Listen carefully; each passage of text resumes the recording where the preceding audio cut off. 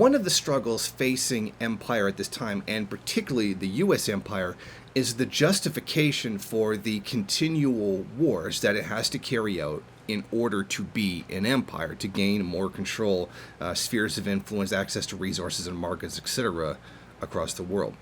Now, there's always has to be some kind of justification for this. In previous generations, it was stopping the spread of communism, and this was something that, while it was made out to be like a threat to humankind, and it was not true, it was at least believable because you had the big, bad, scary Soviet Union to frighten people with. Now, there's really not very much at all. Even many people are beginning to question a lot of the stories that we are fed that give justification to the military actions of the U.S. empire. And I think that we can see now, more than in any previous generation, those lies are being confronted head on. Even we are starting to see them in the mainstream narrative from people like Representative Omar, from AOC, from Bernie Sanders, etc., that while these people wield virtually no power to stop these things, we do see that the kind of mainstream opposition to these lies is coming. Now, previously, after 9/11, it was extremely easy to lie to people in order to justify war. Upwards, I think if it was about 91% of Americans actually, they were okay with the invasion of Afghanistan based on the idea that Osama bin Laden had been behind the terrorist attacks. Then came the line about weapons of mass destruction in Iraq, which proved to be a lie. Then the idea that somehow Muammar Gaddafi was carrying out all kinds of slaughters and inhumanities to justify, which the U.S. used to justify invading that country, which also turned out to be completely untrue. Then later, what did we get? We got the same kind of thing again, chemical attacks in Syria. All of them justifications. And many of these justifications are now falling apart. People are less likely to believe them now. And that's exactly what we're facing with the situation in Iran today and the very clear false flag operation that was carried out against Iran only about a week ago. A growing number of Americans are not buying the lies that perpetuate these wars. A recent poll showed that 58% favored a non-military approach to Iran, with 48% calling for diplomacy and 9% saying the U.S. should take no action at all. By contrast, only 5% supported a war, and another 19% wanted limited attacks. A majority remained against an attack in all parties and all age groups, with 67% of Democrats calling for non-military options, 54% of independents, and a slight majority of Republicans. Now, this poses a problem for empire, or specifically whoever the particular president is at any given time.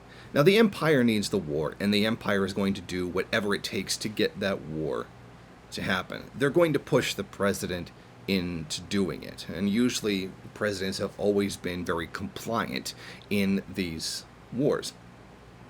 But we're looking at a very different creature in Donald Trump than we have seen in previous presidents. If there's anything Trump has proven, it's that he is not going to operate the way other presidents have, like having a shred of dignity or integrity. So, there is no doubt that the system needs Trump to authorize the wars in order for them to happen. But Trump, being the egomaniac that he is, doesn't want to, because this is kind of one of those things that he can actually keep his word on. I mean, he's failed on every single one of his campaign promises. He didn't build the wall. He didn't send Hillary to jail. He didn't punish Wall Street for its actions. In fact, he continued to give them all the tax cuts that they essentially could ever want. And he promised to stop the wars. Well, that last one he did the opposite, and have actually expanded them by carrying out actual attacks on Syria, which we did see last year when an airfield was attacked in supposed retaliation for an alleged chemical attack, which has since then proven to not have actually taken place, but it was actually staged by the White Helmets, the ambulatory service of Al-Qaeda. So what we're seeing here is a system that needs the war to happen, but a president that is hesitant because he's so concerned with his own self-image. Now, this doesn't necessarily mean that Trump is a good guy in this situation. In the end, he's going to defend the empire just as everyone else, just as every other previous president, with a few notable exceptions, did. And that is because Trump knows that his place in the White House is perhaps very fragile at this moment. This is what the job requires you to do, and if you can't do it, you're going to be removed. The problem is never the individual president in the office, but the very functioning of the system itself.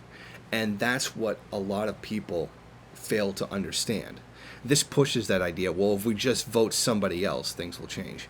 Exactly what fundamentally has changed since Trump has been in office? Nothing.